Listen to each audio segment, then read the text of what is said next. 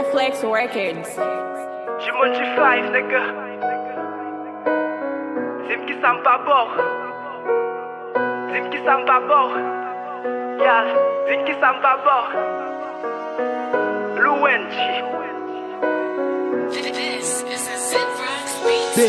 Nou tout de nan kala, na viv tan kou de pijon. Kapten Chris retourne pou na gen nam nou nan brali. Na viv sans aucun problème, ou jis vire do wale, so pa di manye.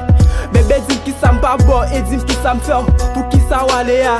Mwen pa kwen se ta yon lot, ou ki te prete tout, pou jam travay di pou ou. Pou mba tout so bezwen mdormi ta leve bonè.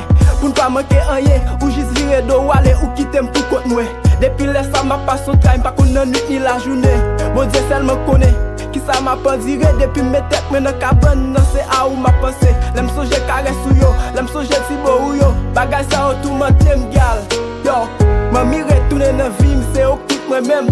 Sou pa retoune nan vim, sa ou mpa panye. Ou wale, ou kitem pou kote mwen. Ma vi ou retoune nan vim.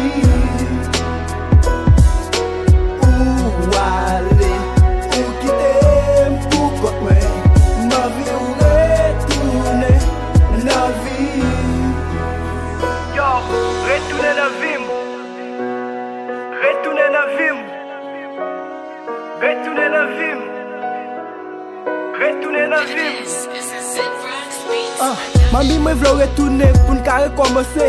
Devan bo Dieu, devan les âmes kou bien biba devan. Mwen vle rekompense ou. Se vre m pase yon pilade depi ou pa bon kote. M kou na an rekonsilye pou nou fond do foyer. Pou l'amour nou ka fleri tan kou yo fle dize.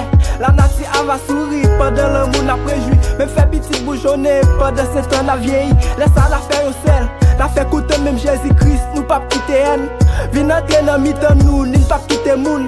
Vin entre nan koze nou pou jan l'amour nap deroule. Sel boze ki ka ini nou. Pa bel l'amour long distance, jupte Jésus retourne. Nak ma kone yon ak lot, pou n te kousek ak gidon. Pou n pa jan mache son lot, pou n toujou kebe melot gal.